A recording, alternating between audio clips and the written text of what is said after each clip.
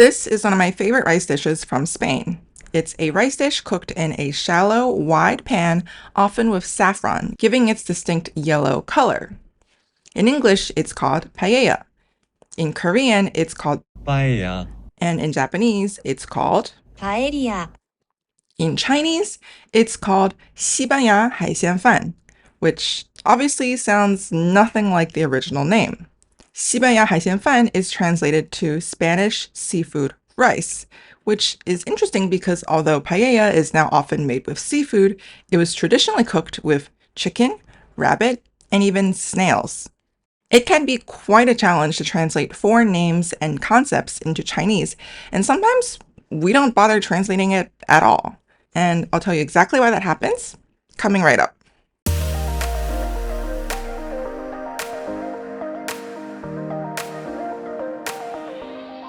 A 2009 study called the World Loanword Database looked at words for 1,460 basic concepts in 41 languages and found that Mandarin Chinese only had 25 clear loanwords, which accounts for about 2% of the entire Mandarin database. This number is far lower than any other language studied in the database. For example, 42% of English words studied were loanwords. And as for the rest of Asia, 36% of Japanese words studied were loanwords, and for Vietnamese, it was 27%. For Thai, 26%. There may be an ideological reason behind this phenomenon. For example, Confucius was once quoted with the following phrase, 名从主人,物从中国, which means names should follow their bearers, while things should follow China. In other words, names should be transliterated based on sound, whereas things or concepts should be translated into Chinese morphemes or words. Logically, this makes a lot of sense. Names are proper nouns of people and places and are unique and representative of the language and culture in which they come from. Concepts and things, on the other hand, are much more likely to be universal. But what exactly is the difference between something that is representative of a place and something that is universal? One look at South American animals shows the discord among the Chinese in naming things not originally from China. Following the camp of 物从中国, or things should follow China, let's talk about the adorable alpaca of Peru. Its Chinese name is 羊驼, which translates to sheep camel. And this makes a lot of sense because alpacas are a type of camel, but they look like sheep. Now let's look at another famous South American animal, the capybara, a rodent that lives near the water. In Chinese, the name we gave it was 水豚, which means water pig, which also, once again, makes a lot of sense because it lives in the water and looks suspiciously like a pig. However, a very un-Chinese-like name has taken the country by storm. Capybara. Capybara. As you guessed it, this is the transliterated version of the name capybara. And I might add, it captures the cuteness factor of the critter quite well. The capybara is not the only foreign thing in China that has more than one name. Cheese, for example, has been borrowed several times over from Old Germanic, Latin, Old English, and Dutch, and essentially has the meaning of to ferment or to become sour. And it has many names in Chinese. Of the translated versions, there's 奶酪, 干酪, and 乳酪. Of the transliterated names, which follows the English pronunciation, there's 知识, 起司, and more uncommonly 起士 and 集市. However, there is a method to all this madness. If we just focus on mainland China usage, there are two main ones, 奶酪 and 知识. And they're both used quite often. So how do you know when to use where? Now, this is where it gets interesting. Because 知识 is clearly not a Chinese word, it retains a bit of a fancy flair for Chinese people. So it's used mainly in the names of Western foods, such as 芝士 pizza, cheese pizza, 芝士面包, cheese bread, 芝士冰淇淋, cheese flavored ice cream. It's mainly used as an adjective. 奶酪, on the other hand, which is translated into Chinese morphemes, sounds a lot more Chinese. And it's often used when you're just talking about just the food. So let's say you want to buy cheese for cooking. You would say a cube of 奶酪. You want to ask someone if they like eating cheese or not. 你喜不喜欢吃奶酪? It's used more as a noun, just like plain old cheese. Since we're on the topic of Chinese, there is something I wanted to talk to you guys about. It's a little bit sensitive, but I know a lot of ABCs struggle during their teens to come to grips with their Chinese heritage. However, once they're in their 20s or 30s, they start to regret having not paid more attention to Chinese class when they were younger. That's why I've partnered with the Canada Mando Blueprint for this video. The founder of Canada Mando, Sheldon Ho, knows the struggle well. Sheldon is a CBC who once struggled to learn Mandarin, having grown up in a Cantonese-speaking household. However, he has since taught himself Mandarin, and he now speaks Mandarin better than his immigrant parents do. Sheldon, with his team, created a revolutionary approach called the copy and paste method, which helps heritage Cantonese speakers leverage what they already know to become conversational in Mandarin in just 6 to 12 weeks. At the same time, students improve their Cantonese skills as well. The great thing about the Canada Mando Blueprint is that it works even if you can't read or write Chinese characters. The course is designed for heritage Cantonese speakers, and they're going to work with you to create a specialized learning plan based on your existing skills and your learning goals. Want to learn more? Click on the link in the bio to get their free, rapid Mandarin fluency guide designed specifically for Cantonese speakers. You'll be amazed by the Mandarin you pretty much already know. And now, back to the video.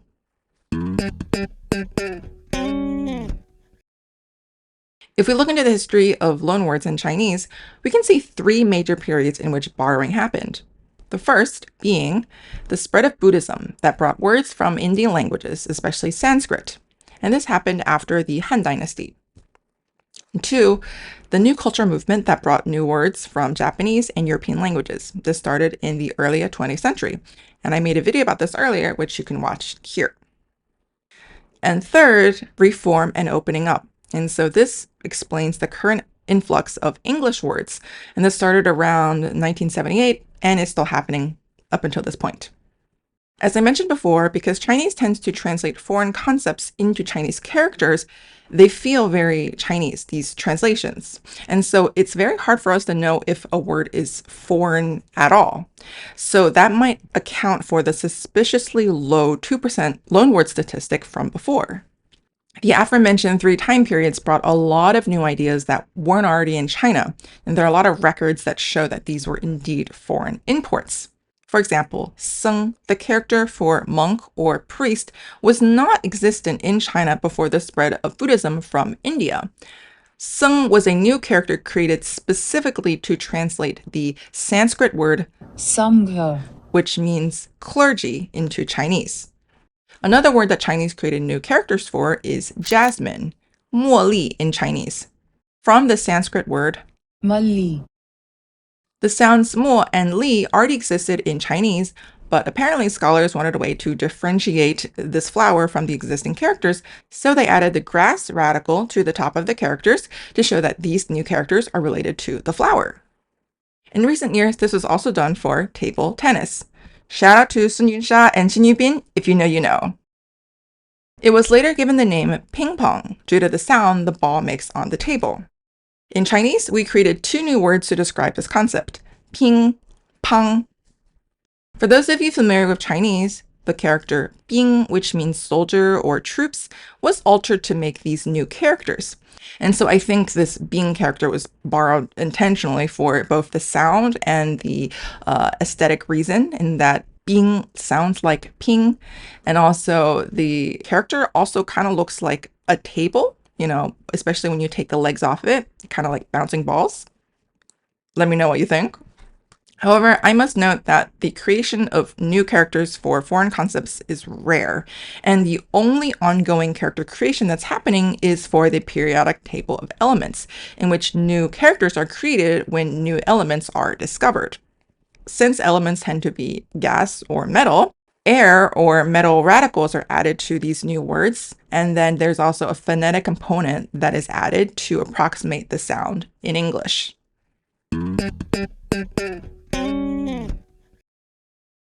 As China slowly opened up to the outside world, starting from the 19th century, China also had to find new and innovative ways to translate foreign concepts into Chinese. And those leading this movement were translators. One of the most influential translators during this period was a scholar named Yan Fu, originally from Fujian province. Yan Fu is often known for popularizing the concept of evolution in China, having translated Thomas Huxley's Evolution and Ethics. Based on his experience translating evolution and ethics into Chinese, he came up with 3 difficulties of translation. Xin Da Ya. Xin, which translates to faithfulness. This talks about how the meaning in the target language should be faithful to the meaning of the original, meaning we shouldn't add or subtract anything from the original text. And 2, Da, which translates to fluency or expressiveness. This talks about how the translated text should be comprehensible and intelligible, and in accordance with the language rules of the target language, making it easy for readers to understand. And last but not least, Ya, which translates to elegance. And this talks about how the translation should be aesthetically pleasing, meaning that the translation should use words and phrases that are pleasing to both the eye and the ear. Yan Fu acknowledged that it's almost impossible to accomplish all 3 at the same time, and that we most likely have to sacrifice one for another. And specifically for his translation of Evolution and Ethics, Yan Fu felt that Da, aka making the concepts understandable for the reader, was most important. This conclusion had a major impact on the translation field in China. Up until that point, translators had been translating foreign concepts into Chinese that was strictly faithful to the original, Xin, but so much so that it was almost impossible for Chinese audiences to understand them. So Xin Da Ya has become almost like gospel for Chinese translators, whether they're translating foreign things into Chinese or Chinese things into foreign languages. Because of Xin Da Ya, for the first time, intelligibility in the target language became a major criterion for translation.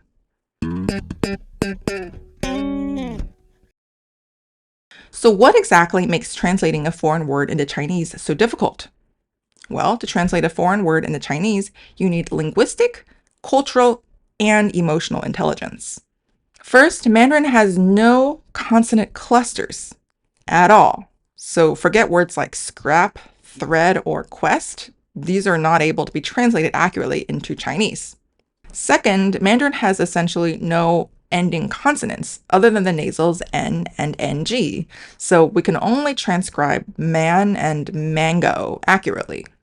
Third, Chinese is a tonal language, so for any English syllable we want to translate, we can attach one of 4 or more, depending on the dialect, tone patterns. So for Mandarin specifically, if we have the English syllable tan, we can turn that into ten, ten, ten, or ten. And last but not least, every Chinese syllable is written with a logograph, which has a specific meaning, which makes translating foreign words less of a science and much more of an art.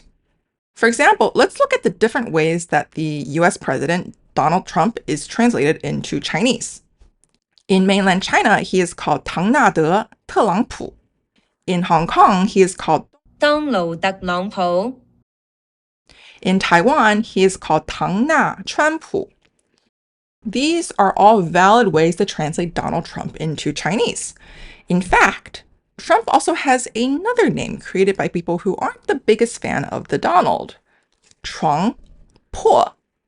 And if we just look at the sound translation, it's just as valid as his official names, but there's a major difference with Chuang Po. You see, Chuang Po means bed broken. And I don't think any official news outlet would be comfortable with this translation. So let's just keep that between you and me, okay? Because there are so many different ways to translate foreign names into Chinese, depending on the native dialect of the translator, depending on the way the translator wants to break down, consonant clusters and other sounds we don't have in Chinese, there's simply no consistency across the board. And that's probably one of the reasons why the Xinhua News Agency, the leading publisher in mainland China, created a one-to-one sound correspondence guide. So this guide uses IPA sounds and gives you the corresponding Chinese characters for those IPA sounds. It's essentially a foolproof way to translate any foreign word into Mandarin Chinese. So this is a fun fact. Mainland China tries to translate names based on the sounds of the language it came from, whereas Taiwan prefers to translate based on the English translation of those names. For example, for the name of the Russian leader Putin, mainland China uses the name Pujing in attempts to recreate the Russian pronunciation. 不仅 Taiwan, on the other hand, follows the English pronunciation and translated it to Puding. You know what they say, a rose by any other name would smell just as sweet.